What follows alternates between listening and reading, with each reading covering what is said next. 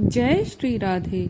श्री चैतन्य महाप्रभु का प्राकट्य शक संवत 1407 की फाल्गुन शुक्ला 15 को दिन के समय सिंह लगन में पश्चिमी बंगाल के नवद्वीप नामक गांव में हुआ था। इनके पिता का नाम जगन्नाथ मिश्र और माता का नाम शची देवी था। ये भगवान श्री कृष्ण के अनन्य भक्त थे। इन्हें लोग श्री कृष्ण का अवतार मानते हैं। बंगाल के वैष्णव तो इन्हें साक्षात पूर्ण ब्रह्म ही मानते हैं। इनके जीवन के अंतिम 12 वर्ष राधा भाव में ही बीते। उन दिनों इनके अंदर महाभाव के सारे लक्षण प्रकट हुए थे। जिस समय ये श्री कृष्ण के विरह में उन्मत्त होकर रोने और चीखने लगते थे, उस समय पत्थर का हृदय भी पिघल जाता था। इनके व्यक्तित्व का लोगों पर ऐसा विलक्षण प्रभाव पड़ा कि श्री वासुदेव सार्वभौम और प्रकाशानंद सरस्वती जैसे अद्वैत वेदांती भी इनके थोड़ी देर के संग से श्री कृष्ण प्रेमी बन गए। यही नहीं, इनके विरोधी भी इनके भक्त बन गए और जगाई मधाई जैसे महादुराचारी भी संत बन गए। नौरोजी नाम का डाकू इनके संकीर्तन की ध्वनि और इनका उपदेश सुनकर अपने दल बल सहित भगवत भक्त बन गया। नवद्वीप के काजी ने कुछ लोगों के भड़काने में आकर एक संकीर्तन कर्ता का ढोल फोड़ दिया। स्वप्न में उसे नरसिंह भगवान के क्रोधित स्वरूप के दर्शन हुए, जिससे घबराकर उसने चैतन्य महाप्रभु से क्षमा मांगी और संकीर्तन का विरोध करना छोड़ दिया। कई बड़े बड़े सन्यासी भी इनके अनुयायी हो गए। इनका प्रधान उद्देश्य यद्यपि भगवत भक्ति और भगवान नाम का प्रचार करना और जगत में प्रेम और शांति का साम्राज्य स्थापित करना था, तथापि इन्होंने दूसरे धर्मों और दूसरे साधनों की भी कभी निंदा नहीं की। इनके भक्ति सिद्धांत में द्वैत और अद्वैत का बड़ा सुंदर समन्वय हुआ है। इन्होंने कलिमल ग्रस्त जीवों के उद्धार के लिए भगवान नाम के जप और कीर्तन को ही मुख्य और सरल उपाय माना है। इनकी दक्षिण यात्रा में गोदावरी के तट पर इनके शिष्य राय रामानंद के साथ बड़ा विलक्षण संवाद हुआ, जिसमें इन्होंने राधा भाव को ऊंचा भाव बतलाया। श्री चैतन्य भगवान नाम के बड़े ही रसिक, अनुभवी और प्रेमी थे। इन्होंने बतलाया है, हरे कृष्ण कृष्ण कृष्ण हरे हरे, हरे राम राम राम हरे हरे। यह महामंत्र सबसे अधिक लाभकारी और भगवत प्रेम को बढ़ाने वाला है। भगवान नाम का बिना श्रद्धा के उच्चारण करने से भी मनुष्य सारे संसार के दुखों से छूटकर भगवान के परम धाम का अधिकारी बन जाता है। महाप्रभु ने ये बतलाया कि भक्तों को भगवान नाम के उच्चारण के साथ दैवी संपत्ति का भी अर्जन करना चाहिए। उन्होंने अपने सन्यासी शिष्यों के लिए यह नियम बना दिया था कि कोई स्त्री से बात तक ना करे। एक बार इनके शिष्य छोटे हरिदास ने माधवी नाम की एक वृद्धा स्त्री से बात कर ली थी, जो स्वयं महाप्रभु की भक्त थी। केवल इस अपराध के लिए उन्होंने हरिदास का सदा के लिए परित्याग कर दिया। यद्यपि उनका चरित्र सर्वथा निर्दोष था। श्री चैतन्य महाप्रभु 24 वर्ष की अवस्था तक गृहस्थ आश्रम में रहे। इनका नाम निमाई पंडित था। यह न्याय के बड़े पंडित थे।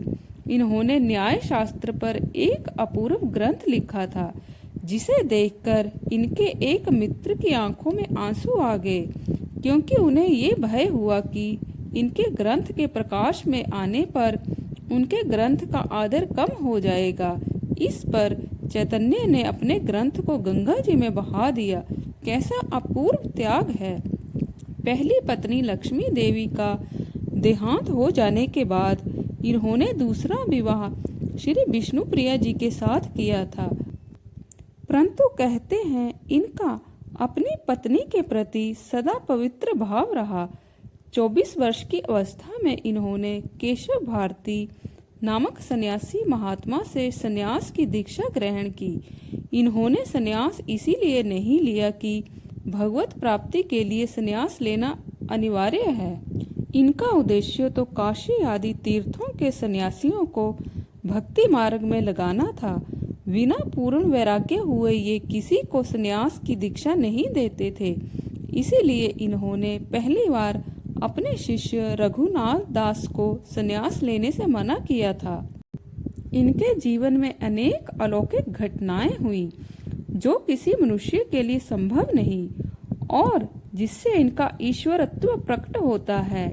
इन्होंने एक बार श्री अद्वैत प्रभु को विश्व रूप का दर्शन कराया था तथा नित्यानंद को एक बार शंख चक्र गदा पद्म शारंग धनुष तथा मुरली लिए हुए षडभुज नारायण के रूप में, दूसरी बार 2 हाथों में मुरली और 2 हाथों में शंख चक्र लिए हुए चतुर्भुज रूप में और तीसरी बार द्विभुज कृष्ण के रूप में दर्शन दिया था। इनकी माता शची देवी ने इनके अभिन्न हृदय श्री नित्यानंद प्रभु और इनको बलराम और श्री कृष्ण के रूप में देखा था। गोदावरी के तट पर राय रामानंद के सामने यह रसराज और महाभाव यानी कि श्री कृष्ण और श्री राधा के युगल रूप में प्रकट हुए थे, जिसे देखकर राय रामानंद अपने शरीर को नहीं संभाल सके और मूर्छित होकर गिर पड़े। अपने जीवन के शेष भाग में जब ये नीलांचल में रहते थे, एक बार ये बंद कमरे में से बाहर निकल आए थे। उस समय इनके शरीर के जोड़ खुल गए थे, जिससे इनके अवयव बहुत लंबे हो गए थे। एक दिन इनके अवयव कछुए के अवयवों की भांति सिकुड़ गए और ये मिट्टी के लोंदे के समान पृथ्वी पर पड़े रहे। इनके जीवन में कई चमत्कार सामान्य रूप से भी दृष्टिगोचर होते हैं। उदाहरणतः श्री चैतन्य चरितामृत में लिखा है कि इन्होंने कई कोढ़ियों अन्य असाध्य रोगों से पीड़ित रोगियों को रोग मुक्त कर दिया। दक्षिण में जब ये अपने भक्त नरहरि सरकार ठाकुर के गांव श्री खंड में पहुंचे, तब नित्यानंद प्रभु को मधु की आवश्यकता हुई। इन्होंने उस समय एक सरोवर के जल को शहद के रूप में पलट दिया, जिससे आज तक वह तालाब मधु पुष्पकर्णी के नाम से विख्यात है। इस प्रकार भगवान श्री कृष्ण चंद्र ही अत्यंत सुंदर परम महान श्री गौरचंद्र के रूप में अवतरित हुए तथा संन्यास लेने के बाद श्री कृष्ण चैतन्य इस नाम से जगत में विख्यात हुए। श्री महाप्रभु जी के अवतार के पहले संपूर्ण गौड़ देश के लोग भक्ति का लेश मात्र भी नहीं जानते थे, परंतु महाप्रभु जी ने हरि बोल की मंगलमय नाम ध्वनि सुनाकर सबको प्रेम सागर में डुबा दिया। आपके एक एक पार्षद वैष्णव शिरोमणि एवं जगत के अनेक प्राणियों का उद्धार करने में समर्थ हुए। श्री चैतन्य महाप्रभु के अंतिम 12 वर्ष कृष्ण विरह में दिव्य उन्माद की स्थिति में बीते। आप पुरी के गंभीरा मंदिर में प्राय भावावेश में रोते बिलखते रहते। अंत में शक संवत 1455 में आषाढ़ मास में एक दिन के तीसरे पहर में आप दौड़ते हुए सीधे श्री जगन्नाथ जी के मंदिर में प्रवेश कर गए और महाप्रभु में लीन हो गए। तो भक्तों, आज के लिए बस इतना ही। कल फिर आपसे भेंट होगी, तब तक के लिए जय श्री राधे।